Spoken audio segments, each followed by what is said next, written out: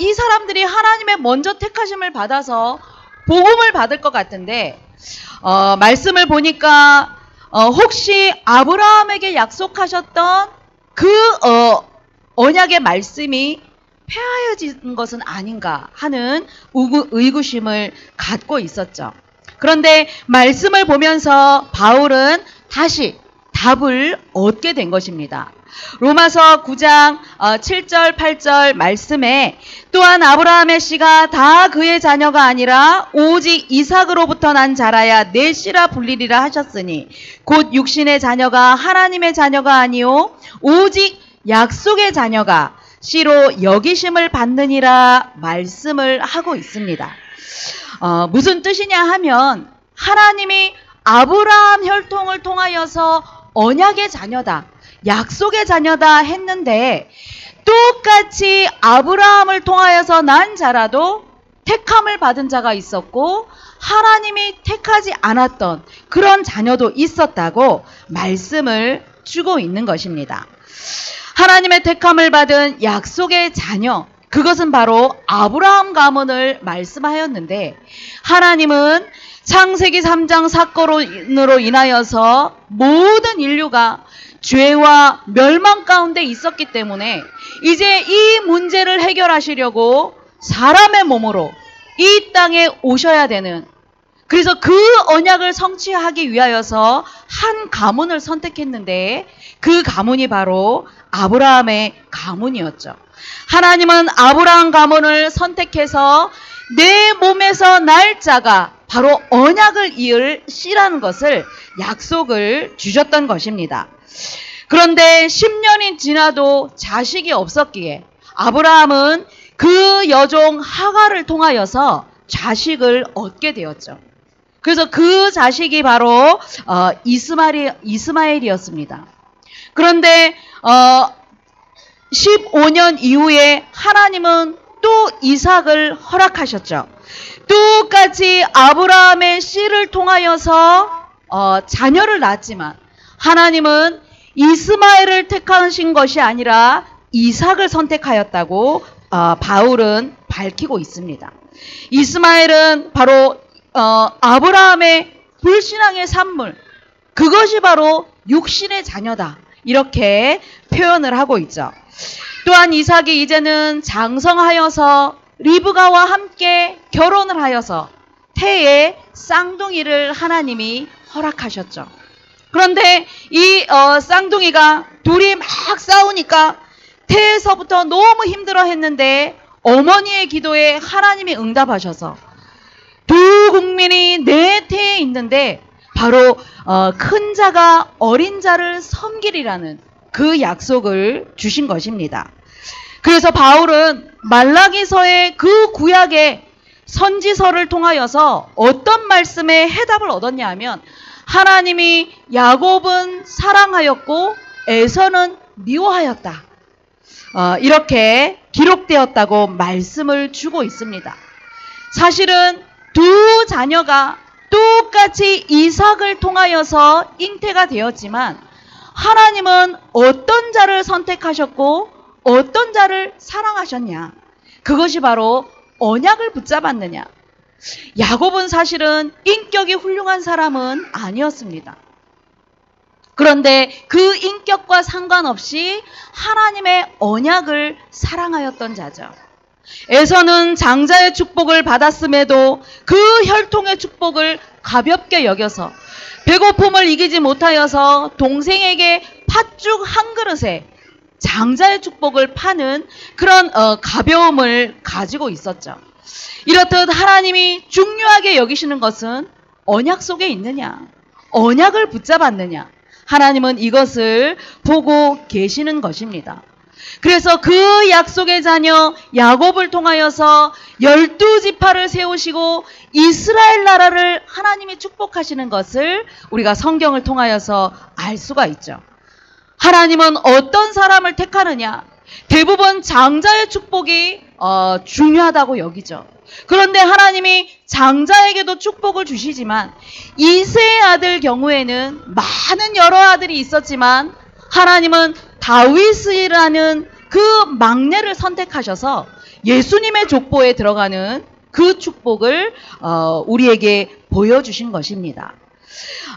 그래서 이렇듯이 우리는 어떤 존재냐? 이미 창세전에 하나님이 우리를 선택하셔서 하나님의 약속의 자녀로 부르셨다는 것을 믿으시기를 바랍니다.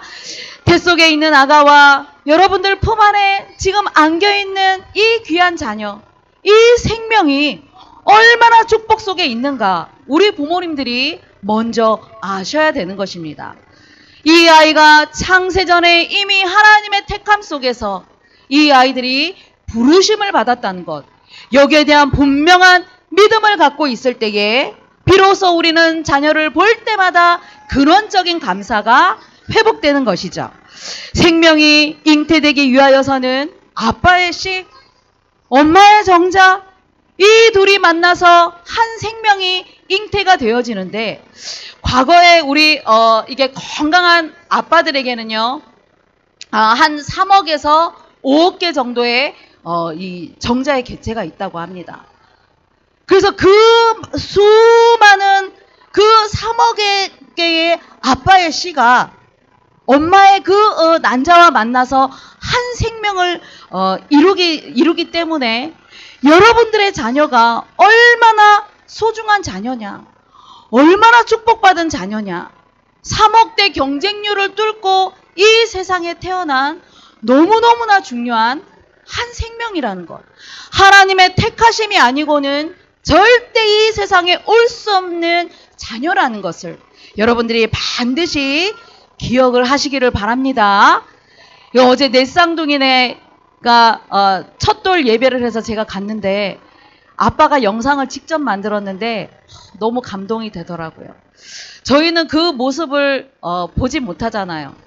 주일에 한 번 와서 얼굴 보는데 그 아가들이 엄마가 태 속에서 태아교실에서부터 준비하고 이제 이 내 쌍둥이가 병원에 있을 때에 미숙아로 태어났으니까 병원 신세는 당연히 져야 되는데 그 수고와 그 양육의 그 기쁨을 표현하면서 영상으로 만들었는데 너무너무나 감동이 되더라고요.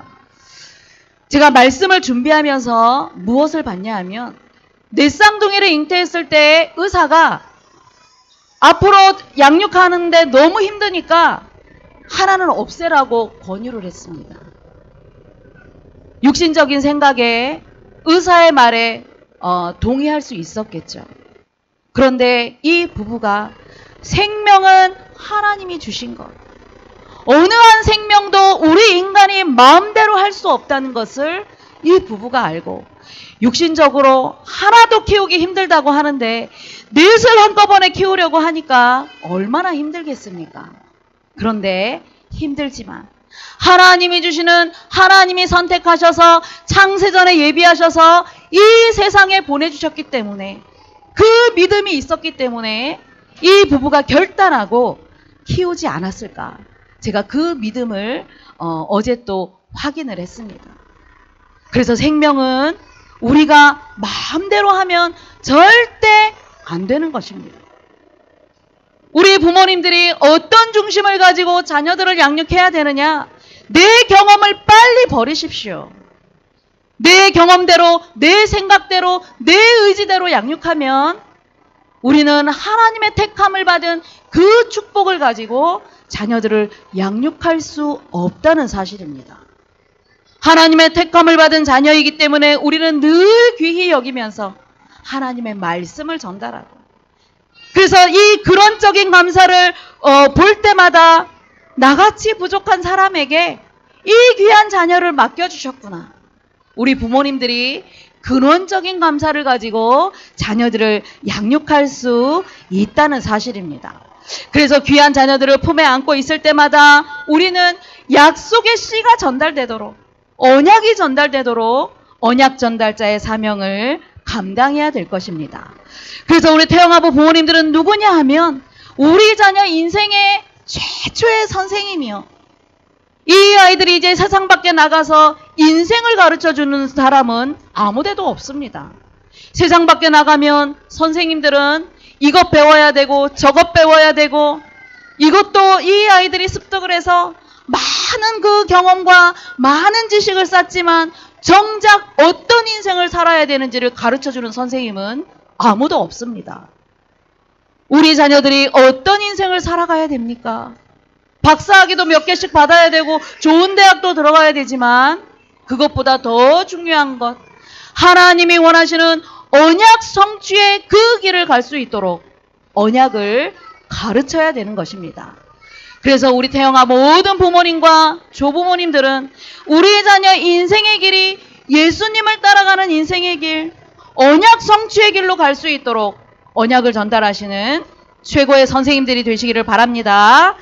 우리 찬양을 하겠습니다. 우리 엄마는 누구에게 참 좋은 선생님일까요? 우리 찬양할게요.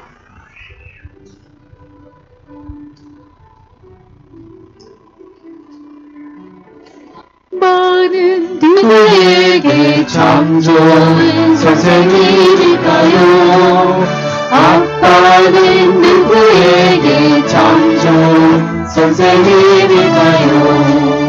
착하고 아름다운 예쁜 아기 선생님이지요. 우리 아가들 이름 나서 찬양해보세요. 착하고 아름다운 예쁜 아기 선생님이지요. 할머니는 누구에게 참 좋은 선생님일까요? 참 좋은 선생님. 할아버지는 누구에게 참 좋은 선생님일까요? 누구에게 참 좋은. 우리 아가들 이름 나서 찬양해보세요. 착하고 아름다운 예쁜 아기 선생님이지요. 착하고 아름다운 예쁜 아기 선생님이지요. 예수님은 그리스도 참 좋은 선생님이지요. 예수님은 그리스도 참 좋은 선생님이지요. 성령으로 내 맘속에 나와 함께 계시지요. 성령으로 내 맘속에 나와 함께 계시지요. 아멘. 자, 우리 자녀를 양육하면서 우리가 근원적으로 감사해야 될 그 이유 두 번째는 우리가 하나님의 긍휼하심을 입었기 때문이죠. 오늘 로마서 9장 14절에 말씀 보니까 바울이 하나님은 야곱을 사랑하고 에서는 미워하였는데 거기에 대해서 우리가 무슨 할 말이 있느냐, 하나님께 불의가 있느냐, 그럴 수 없다, 이렇게 말씀을 주고 있습니다. 하나님은 하나님이 선택하시는 것은 하나님의 절대적인 주권 속에 있기 때문에 왜 하나님 저 사람은 구원을 주시고 이 사람은 구원을 안 베푸시고 이런 불공평하다는 불평의 말을 우리는 할 수 없다는 것을 밝히고 있는 것이죠. 그러면서 로마서 9장 15절에도 출애굽기 33장에도 하나님께서 모세에게 말씀하지 않았느냐, 모세가 하나님의 영광을 모든 사람들에게 나타나게 해달라고 부탁을 하였을 때 하나님께서는 내가 은혜 베풀 자에게는 은혜를 베풀고 내가 긍휼을 베풀 자에게 긍휼을 베풀 것이다, 이렇게 말씀을 하였다고 하였죠. 그래서 우리 모두에게는 하나님의 긍휼이 필요하다는 것을 우리는 깨달아야 될 것입니다. 긍휼이라는 이 원어의 뜻은 비참한 상태에 있는 자를 불쌍히 여기는 마음, 그것은 바로 하나님만이 가지고 계시는 속성인 것이죠. 단순히 가난한 사람, 불쌍한 사람 도와주고 구제해주는 그런 긍휼이 아니라 우리 인간이 첫사람 아담과 하와를 통하여서 주어진 그 불신앙 때문에 하나님의 말씀에 불신앙하여서 죄 가운데에 영원한 멸망길로 갈 수밖에 없는 그 운명 가운데 매여있는 그 비참한 상태, 그래서 우리 인간 스스로 이 비참함을 노력으로 해결해 보려고 하지만 점점 가면 갈수록 종교를 가져봐도 비참함은 해결되지 않고 열심히 선행을 하고 구제에 임하고 또 열심히 행복하려고 노력을 하지만 저 원죄 가운데 빠져있는 비참함의 문제는 절대로 해결될 수 없기 때문에 하나님은 우리에게 긍휼을 베풀어 주셨는데 그 긍휼의 베푸심이 바로 십자가를 지신 것입니다. 십자가를 통하여서 우리의 인생의 모든 문제를 해결해 주시고 구원의 문을 열어주시면서 이 축복 속에 있는 자에게 하나님은 긍휼을 입은 자로, 그래서 긍휼을 입은 자는 늘 감사할 수밖에 없는 그런 존재가 되는 것입니다. 바울은 또 한번 토기장의 비유를 통하여서 하나님의 그 주권을 설명하였죠. 우리 다 같이 한번 로마서 9장 20절 21절 우리 다 같이 한번 합독해 보도록 하겠습니다. 자, 시작.